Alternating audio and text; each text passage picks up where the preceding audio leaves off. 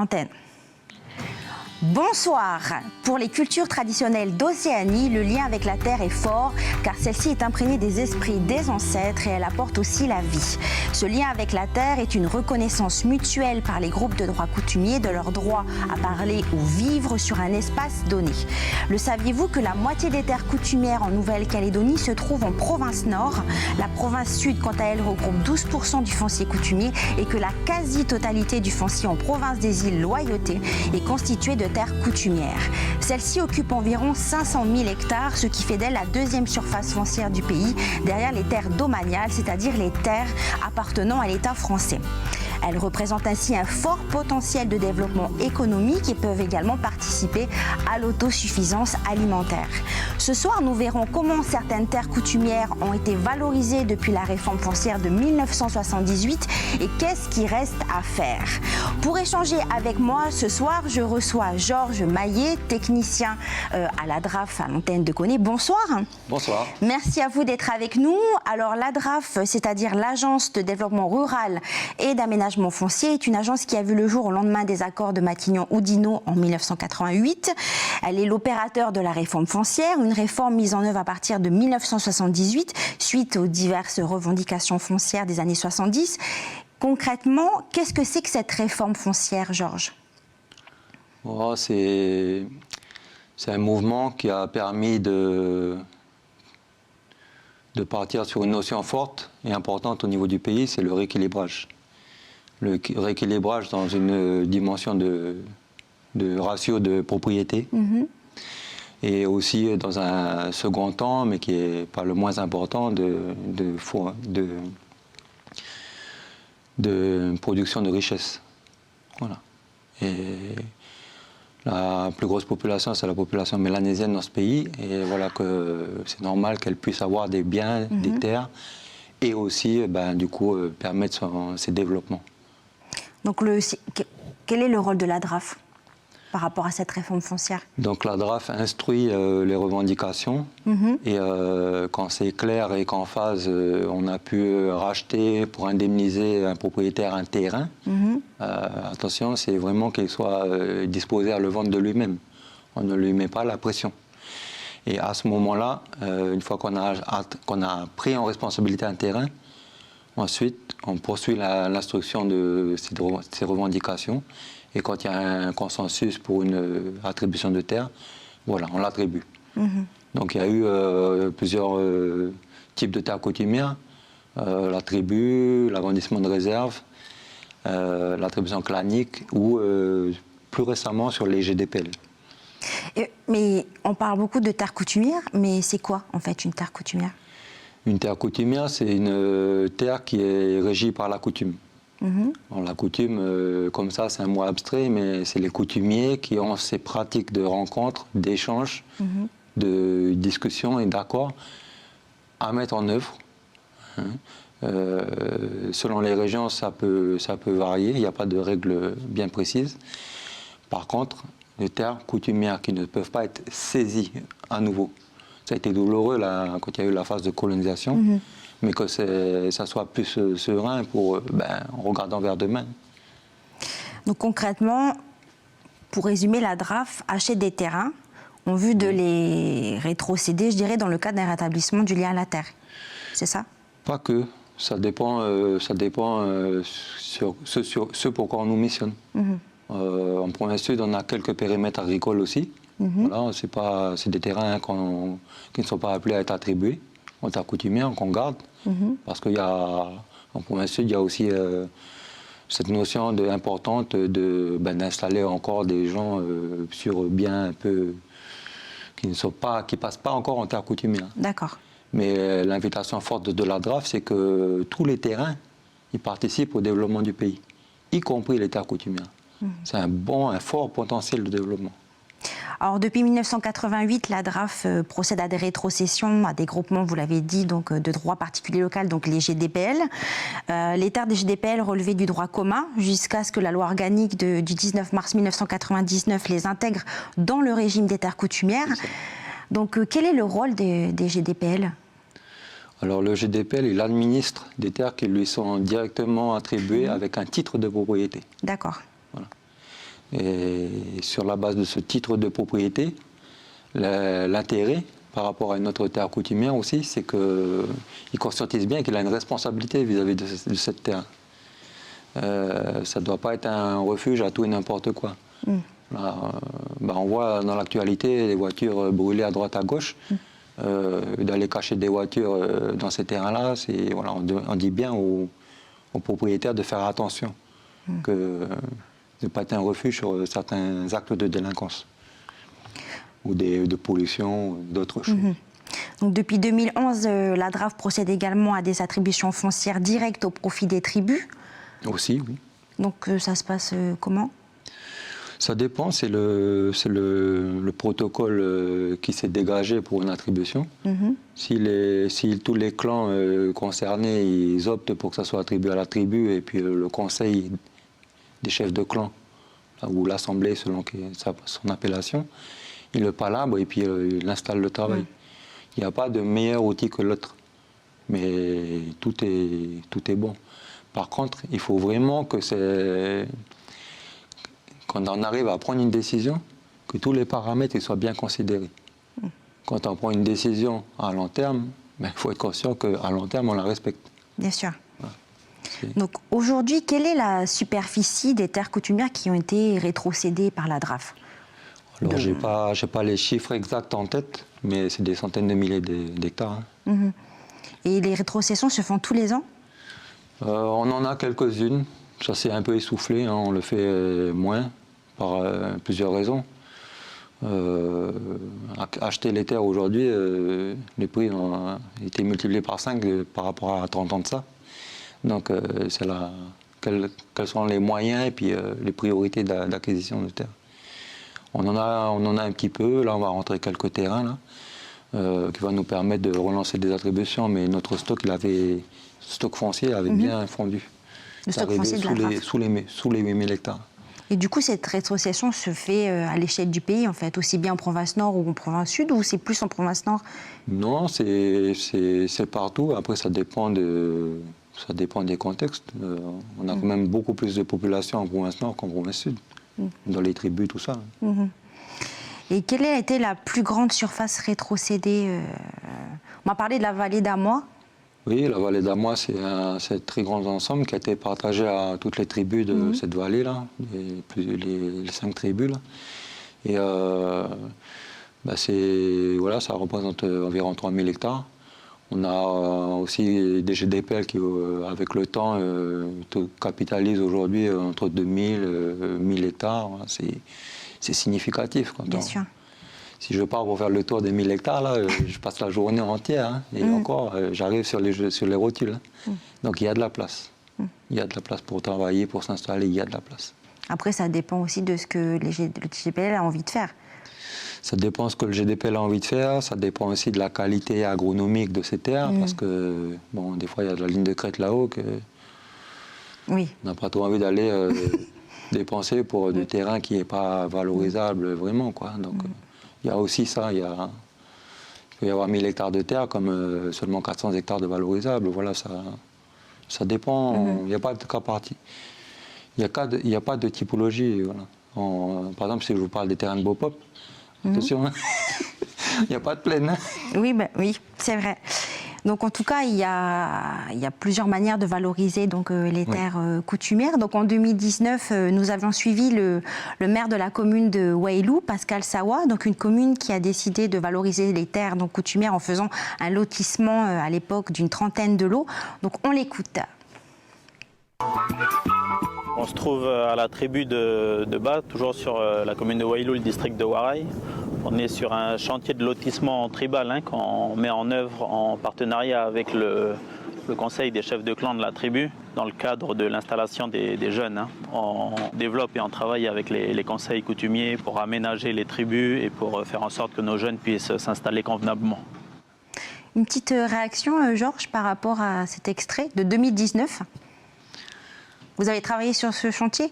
Oui, j'avais été saisi à l'époque. On avait fait une étude parcellaire d'installation. Et puis, forcément, après, les gens ont un peu de mal à aller s'installer s'il n'y a pas encore les réseaux. L'eau, l'électricité, la route bien faite et tout.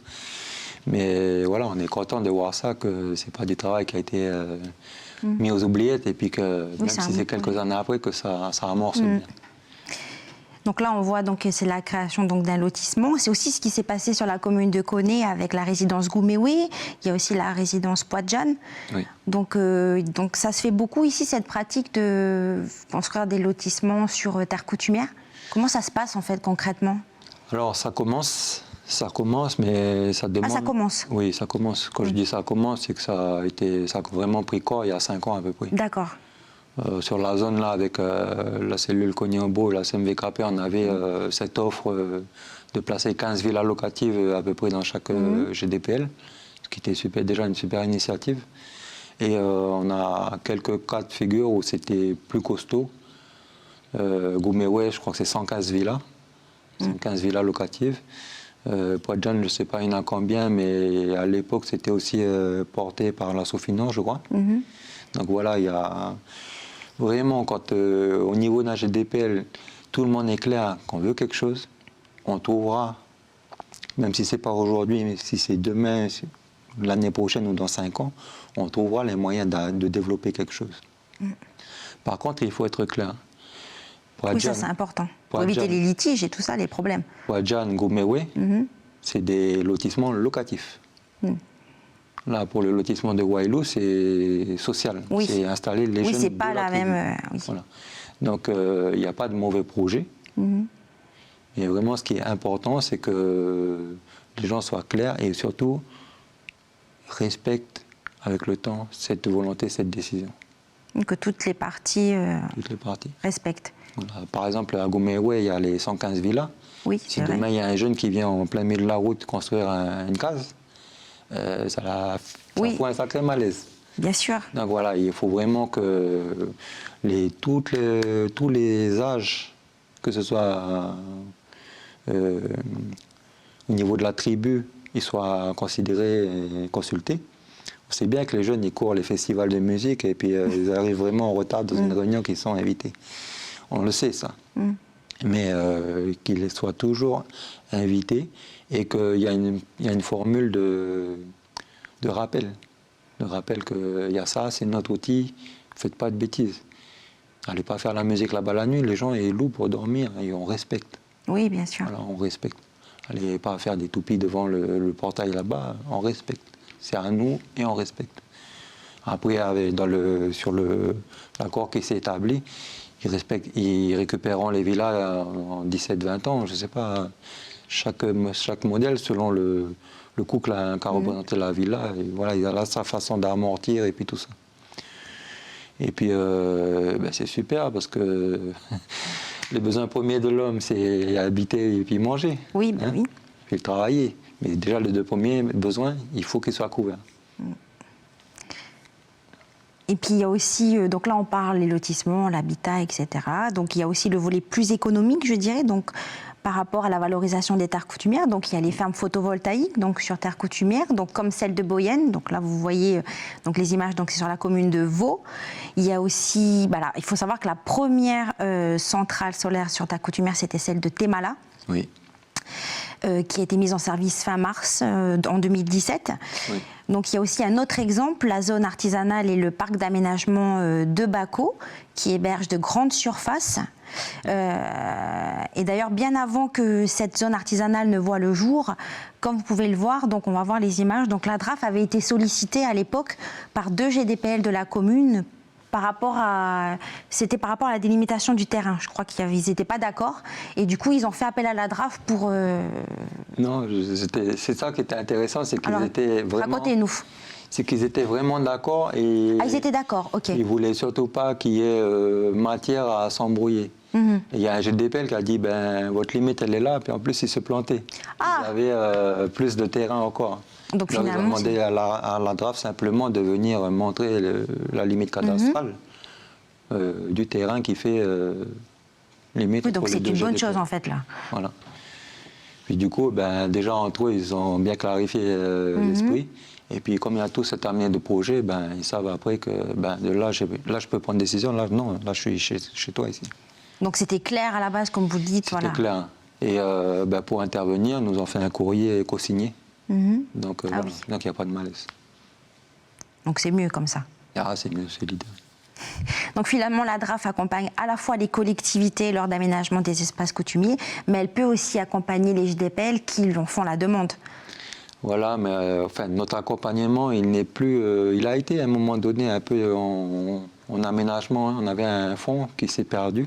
On n'a plus eu ces fonds en 2010.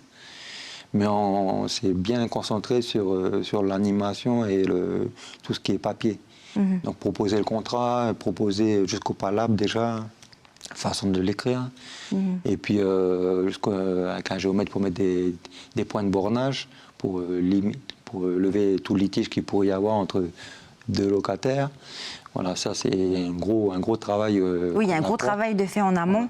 Même si c'est pas visible, que c'est pas un bulle qui est en train de pousser, mais ça prépare bien les choses. Oui. Et est-ce que tous les JDPL ont vocation à la valorisation des terres coutumières? Après, comme vous l'avez dit, ça dépend vraiment de ce que chacun a envie de faire et ce qui est possible de faire finalement. C'est ça, ils ont ce potentiel, la responsabilité de décider sur ce potentiel. Mais ils ne sont pas obligés de le faire. Mais ils sont invités à le faire. On ne les oblige pas, mais ils sont invités à le faire, on va dire. Oui. Pour participer au développement du pays. Oui, aussi. Après, on parlait justement tout à l'heure de Gouméoué, la résidence Gouméoué, donc les baux de location. Donc vous en avez un peu parlé, mais donc si vous avez dit que c'est depuis 5 ans, mais par exemple, si moi, demain, j'ai envie de devenir, de me lancer dans l'agriculture, et j'ai pas de terrain. D'accord. Et donc du coup, voilà, il y a les terres coutumières, il y a un fort potentiel aussi par rapport à cette autosuffisance aussi alimentaire. J'ai envie de participer au développement de mon pays. Donc comment ça se passe? Est-ce que ça se fait ça de pouvoir se rapprocher des terres, de louer une terre coutumière pour pouvoir faire de l'agriculture ou autre? Alors c'est possible.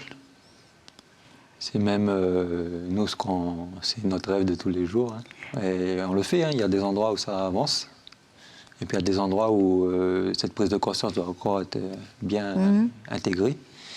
Mais il faut se rappeler d'une chose très importante, c'est que la décision elle est plurielle. C'est un groupement qui palabre et qui...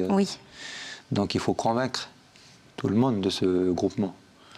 Donc le JDPL il est organisé avec un mandataire qui a plusieurs casquettes, il est animateur, président, il organise le travail, il invite, il peut faire cette interface d'inviter quelqu'un pour dire bon tu m'as contacté pour louer un terrain, mais viens, tu vas te présenter devant les autres aussi parce qu'ils ont une décision. Oui. Je ne suis pas tout seul. Donc cette prise de décision, elle est plurielle. Et c'est une relation aussi de confiance.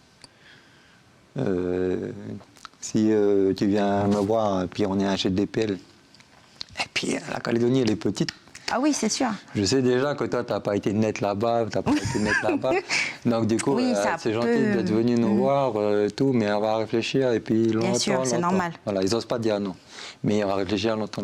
Par contre, il y a des profils top. Que ce soit en interne, des fois des petits jeunes du JDPL qui ont fait le circuit agricole, tout ça, là. Ou externe, pouvez accueillir, que ce soit vous-même, donner sa place, sa chance à un jeune, ou accueillir quelqu'un aussi, parce que vous avez légalement la prise de décision. Après, on vous demande simplement de faire cet effort, de passer le cap de l'oralité, pour transcrire dans un PV, transcrire dans un acte coutumier. Et ça intéresse, en fait, les baux de location, ça intéresse les Calédoniens ou pas? On commence à le voir, mais c'est vraiment le marché foncier qui fait que ça devient trop onéreux d'acheter un terrain. Et quand on voit les agriculteurs, ils ont 40 ans, les plus jeunes, et puis jusqu'à 60, 70 ans, ils sont vaillants. L'agriculture, ça fait respirer, ça maintient quelqu'un. Et donc, ils sont d'accord pour louer 20 ans, alors qu'un jeune, il aurait souhaité déjà 50 ans ou 40 ans de... Et du coup, qu'est-ce qui reste? On est en train d'établir des baux en ce moment-là. Ah oui? Oui. Des baux de... Les superficies, c'est pas immense. Dans la zone, non? Oui, sur Point Bout, là. D'accord. Les superficies ne sont pas immenses. Hein. Je crois que la plus grande parcelle fait 148 hectares. Mais il y a assez pour démarrer un petit élevage. Oui, c'est déjà bien pour commencer. Oui. Donc ça, Troupeau de 50 ça avance doucement, mais sûrement, on va dire. Oui, c'est ça. Voilà. Et l'intérêt aussi pour un GDPL, pour une terre coutumière, l'intérêt c'est aussi que son espace il gagne en valeur. Oui, oui, c'est sûr. Parce qu'un terrain qui est pâturé, les mauvaises brousses, ils ont du mal à gagner.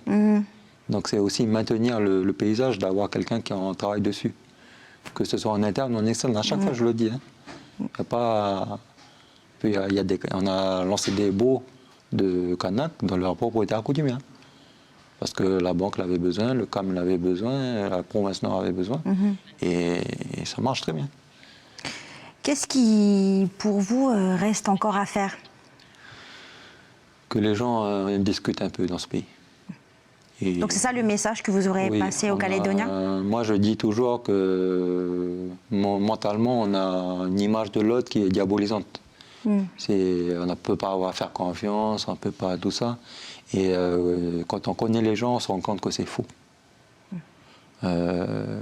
Ceux qui font les incivilités, c'est une poignée d'énergumènes, on va dire, il y en a 300-400 de la population des Mélanésiens, des Kanaks. La population des Européens, toutes les ethnies, il y en a beaucoup. Et il y en a qui ont une parole qui tient la route. Donc pouvoir leur donner cette chance-là à ces gens-là aussi. Après, simplement être clair dans le droit. Tu prends la parcelle, mais tu prends pour de l'élevage. Tu ne fais pas un lotissement, tu ne gagnes pas de l'argent sur notre dos. Parce que le loyer qu'on t'a donné, c'est un loyer pour l'agriculture. Bas pour l'agriculture. Il faut vraiment être honnête quand tu viens proposer ton projet. Pour éviter d'avoir des amenants dans tous les sens. Et puis, après, la finalité, c'est pour le développement de notre pays, au final. C'est ça. Merci Georges d'avoir été avec nous. Notre émission touche à sa fin. Merci à vous de nous avoir suivis. Je vous souhaite de passer une très bonne soirée.